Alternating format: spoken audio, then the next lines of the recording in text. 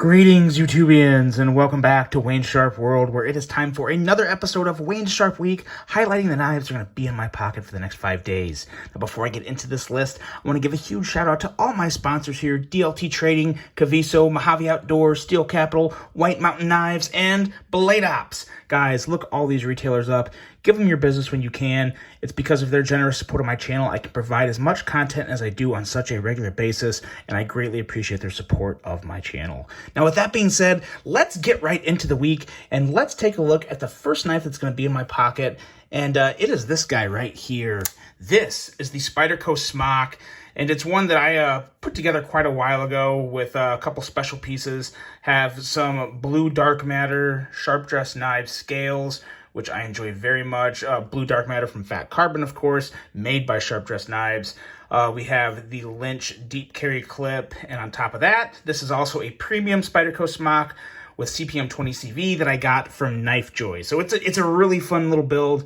I really enjoy it, and it's one of the knives, I love Spyderco. I think everybody knows that, but I even forget how much I like this knife sometimes until I finally get it out, put it in pocket. It's just really, really good. It's a nice combination of fidget factor, super slicey blade with good ergos, actually very good ergos. Kind of like unique and like weirdly designed ergos with the choil up here and the kind of this little area here, but ultimately it sits in your hand really well, and it does feel very good. I've never done a full review on the Smock, but it's just a really good one. It still seems to sell pretty well. And I do consider it to be easily one of the best Spydercos that I think have ever come out. It's just a great collaboration, and it was just really nailed all around from Mr. Smock himself and Spyderco as well. So just an excellent little carry, the Spyderco Smock. And we're going to start a little new thing this week. I have a little leather valet tray that I got from Blade Ops, so I thought I would just sit this out here as kind of like my little billboarding thing that I used to have up there for them, put it down here, and then we'll just place the knives in here as we go along. So don't know if this will stay, but I thought it was a fun little thing to try. So there's knife one, and knife two is a new Civivi. Now, I don't have a whole lot to say about this yet, but I expect a review on it later this week. I'm pretty excited about this. This is a nice Civivi. I can't say a whole lot about it yet. To be honest, I don't even remember the name right now. I got this in a couple days ago, and I started making some notes and just kind of, getting a feel for it. So I thought, why not throw it in the pocket one of these days and give it a full run. But I gotta say, there's some things that I really do like about it, and there's some other things that are kind of making me ask some questions. But I will say this: action's good, feel in hand is pretty good. Really, really like this blade shape, and I really like the blade to handle ratio. So without saying too much about this knife, did want to give a quick little glimpse at it. Like I said, I don't remember the name, but I'll have it linked below. So if you guys don't want to wait for my review, if you're just looking to pick one up, I'll have it linked below to purchase. But I gotta say, it's interesting, but also pretty good. Pretty darn good. I'm a sucker for a good drop point, and you definitely have a very nice drop point in this Civivi. So yeah, action's good. So there we go. A lot more coming on this guy later this week. A new one from Civivi.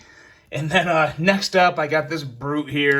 This is the Artisan Cutlery Proponent. I just posted a review of this, I believe, on Friday. There's also a giveaway, so if you want to try and win this exact knife or another one that I have not within an arm's length reach, but I'm giving one of these away. Go check out the review I have of it. Drop a comment. It enters you to win. But very, very massive Dirk Pinkerton design. Surprisingly good ergos for what it is. There's a lot of things about this knife that is surprising in a good way. I'm still just not sure if it's meant for daily carry for me. I don't know. But I mean, as you can see, it surprisingly middle finger flicks pretty easily. Definitely smooth. It has the Artisan Cutlery, feel. It's got the quality. Good action for what it is. And yeah, it's kind of like the punk teenage knife, I guess. No disrespect to any teenagers. Don't think all teenagers are punks. I'm just saying the attitude that this knife brings is a little more on kind of that, rebellious side, I guess.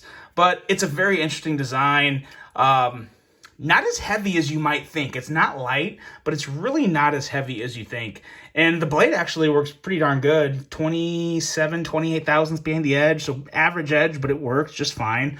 I could definitely see this putting a lot of really good work in through some cardboard. Yeah, I could see this eating up some cardboard. But it rides well in the pocket with a very big pocket clip.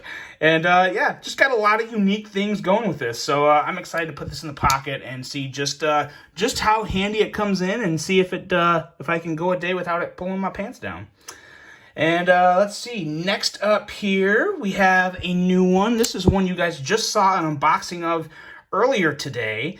This is the Kizer Beg Lighter 2 with the black and copper handles and a black wash blade.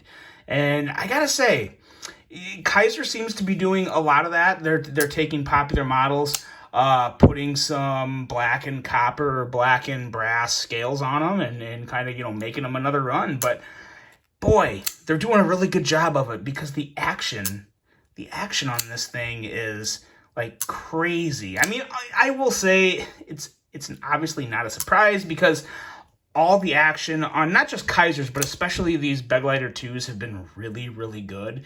And I found a way too that I just figured this out, to where if you go to break the liner lock and kind of swing it, you can close it just like that.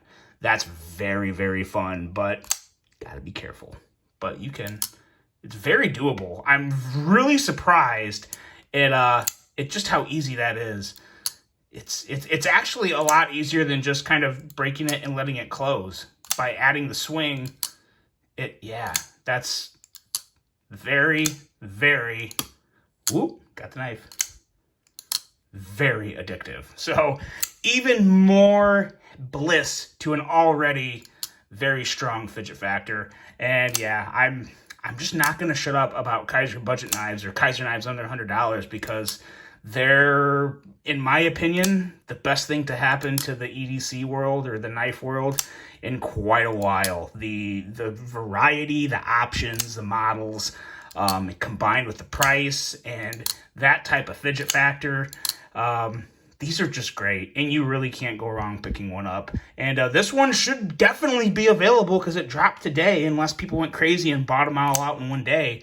But yeah, the copper handle, black washed Kizer Beg Lighter 2, definitely a very, very strong option for anyone's EDC. And even if you don't get the black and copper, or you know, there's a lot of other Beg Lighters out there that would be a great addition to your rotation, or Kizers in general. But the Beg Lighter, there's a flavor for everybody.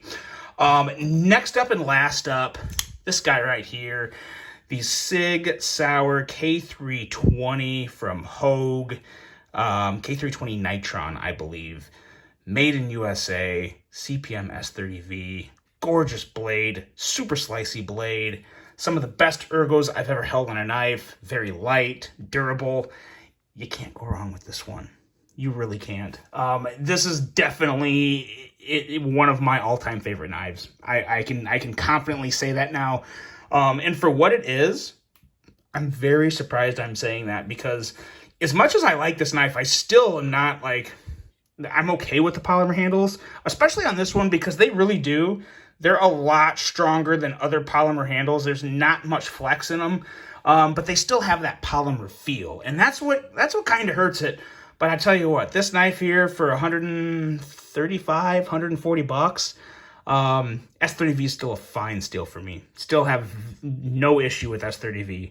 American-made knife with S30V at 135, 140 bucks of a caliber like this from Hogue, I'm in. I'm completely in. Love the deep carry clip. Love how they kind of knock down the texturizing on the handle there, in case you want to put the clip on the other side for lefties. So that's very nice. Fully ambidextrous with the able lock and the cutout out there. It's the ultimate option, ultimate alternate option for a Spyderco Shaman. And it did beat the Spyderco Shaman in Battle of the Blades, if I'm not mistaken. So, yeah, you really cannot go wrong with this knife. Would I still love to see a G10 version or a titanium version? Yes, I would. I would really love to see that. But as is, this is still just a phenomenal knife. has a great fidget factor, has a great action in general that is just good to go and ready to use. And this blade is as slicey as can be. It's excellent. It's the Hogue K320 Nitron. And there you go, guys. That's the wheat lineup for this week's carry. Actually, let's see. Let's move these up a little. Do want to cover up my blade ops. There we go, guys. There's the lineup for this week. Let me know what you think.